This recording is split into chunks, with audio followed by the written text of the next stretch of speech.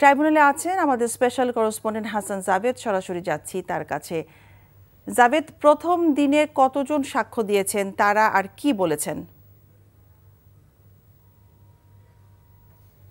মিতা, আন্তর্জাতিক অপরাধ ট্রাইব্যুনালে বিচারপতি নজরুল ইসলাম চৌধুরীর নেতৃত্বাধীন যে 3 সদস্যের ট্রাইব্যুনাল, সেখানে আজকে আবু সাঈদ হত্যা মামলার যে সাক্ষ্য গ্রহণ সেটি শুরু হয়েছে এবং প্রথমেই কিন্তু আজকে সাক্ষ্য দেন আবু সাঈদের পিতা 85 বছর বয়সী মকবুল হোসেন।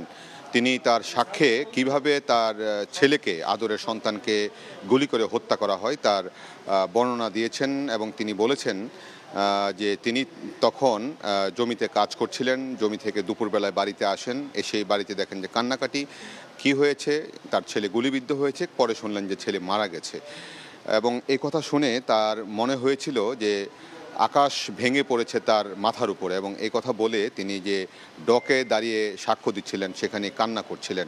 যেহেতু বয়োবৃদ্ধ মানুষ, এমনিতেও তার চলাফেরায় খুব সমস্যা হয়, তারপরে কান্নাকাটি করছিলেন এবং ট্রাইব্যুনালের পরিবেশ সবাই তখন একটু বেশ আবেগঘন পরিবেশ সৃষ্টি হয়েছিল তার সাক্ষ্যে।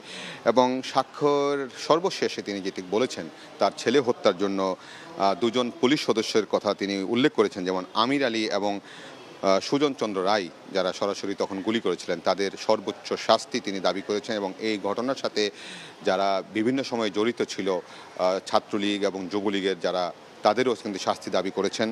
এবং তিনি বলেছেন যে তার ছেলে ভালো ছাত্র ছিল, মেধাবী শিক্ষার্থী ছিল, 5ম শ্রেণী এবং 8ম শ্রেণীতে সে বৃত্তি পেয়েছিল, এসএসসি এবং এইচএসসিতে জিপিএ 5 পেয়েছিল এবং রোকেয়া বিশ্ববিদ্যালয়ে সে ভর্তি হয়েছিল, পড়ছিল।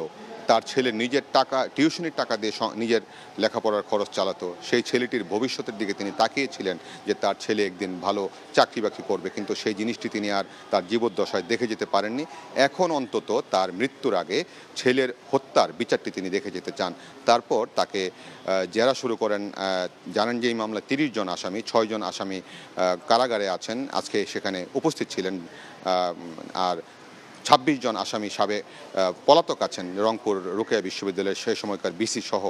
এই 30 জন আসামির পক্ষের আইনজীবীরা তাদের এই সাক্ষীকে জেরা করেছেন এবং জেরা এখন বিকাল 3টা পর্যন্ত মুলতবি। 3টার পর তাকেই আরেকজন জেরা করবেন, তারপরে দ্বিতীয় সাক্ষী এবং তৃতীয় সাক্ষী হিসেবে এনটিভির যে রংপুরের সিনিয়র করেসপন্ডেন্ট একে মইনুল হক এবং ক্যামেরা পার্সন আরমান, তারা সাক্ষ্য দিবেন। এবং এর আগেও জানেন যে শেখ হাসিনা সহ 3 জনের বিরুদ্ধে যে সুপিরিয়র কমান্ড রেসপন্সিবিলিটির মামলা হয়েছিল, সেই মামলায় কিন্তু সাক্ষ্য দিয়েছিলেন একে মইনুল হক এবং তিনি তখন যে সাঈদকে যখন গুলি করে হত্যা করা হয় তখন এনটিভিতে লাইভে দুপুরের খবরে তিনি সংবাদ জানাচ্ছিলেন এবং সেই সময় কিন্তু এই ঘটনাটি ঘটে এবং আজকেও তিনি এই সাঈদ হত্যা মামলায় সাক্ষ্য দিবেন। মিতা, জানছিলাম আবু সাঈদ হত্যা মামলার সাক্ষ্য গ্রহণের খবর।